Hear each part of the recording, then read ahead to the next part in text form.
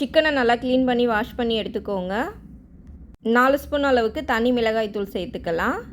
அது கூடவே சிக்கன் 65 மசாலா ஒரு 3 ஸ்பூன் சேர்த்துக்கலாம். கரம் மசாலா 2 ஸ்பூன், 3 இல்லைன்னா 4 முட்டை அளவுக்கு உடச்சி சேர்த்துக்கோங்க. சிக்கனுக்கு தேவையான அளவு உப்பு,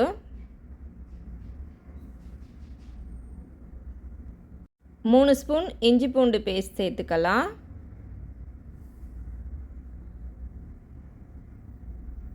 கை வச்சு நல்லா மிக்ஸ் பண்ணிக்கோங்க. ஃபஸ்ட்டு நல்லா மிக்ஸ் பண்ண பிறகு 1/2 கப் கார்ன்ஃப்ளவர் மாவு, 1/2 கப் மைதா மாவு, 1/2 கப் அளவுக்கு அரிசி மாவு சேர்த்துக்கோங்க. சேர்த்துட்டு நல்லா மிக்ஸ் பண்ணிக்கோங்க. இது கூடவே 1/2 கப் அளவுக்கு தயிர் சேர்த்துட்டு நல்லா மிக்ஸ் பண்ணிக்கலாம். இது ஒரு 1 ஹவர் நல்லா ஊறட்டும். 1 ஹவருக்கு அப்புறம் சிக்கன் பொரிக்கிறதுக்கு தேவையான அளவு எண்ணெய் சேர்த்துக்கோங்க. எண்ணெய் நல்லா காஞ்ச பிறகு இந்த மாதிரி ஒவ்வொரு பீஸாக எடுத்து போட்டுக்கலாம்.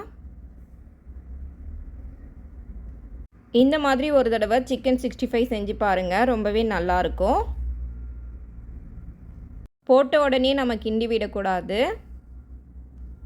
ஒரு 2 நிமிஷத்துக்கு வேக விட்டுட்டு அதுக்கப்புறம் இந்த மாதிரி திருப்பி விட்டுக்கோங்க. இப்போ எல்லா பக்கமுமே நல்லா செவந்து வந்துருச்சு பாருங்கள். பார்க்கவே நல்லா கிறிஸ்பியாக இருக்குது. நீங்களும் உங்கள் வீட்டில் இந்த சிக்கன் 65 ரெசிப்பியை ட்ரை பண்ணி பாருங்கள் ஃப்ரெண்ட்ஸ். இந்த வீடியோ உங்களுக்கு பிடிச்சிருந்தால் லைக் பண்ணுங்கள், ஷேர் பண்ணுங்கள். இது வரைக்கும் விஜிஸ் கிச்சனை சப்ஸ்கிரைப் பண்ணாதவங்க சப்ஸ்கிரைப் பண்ணிக்கோங்க. பக்கத்தில் இருக்கிற பெல் ஐக்கானையும் கிளிக் பண்ணிக்கோங்க. Thank you friends.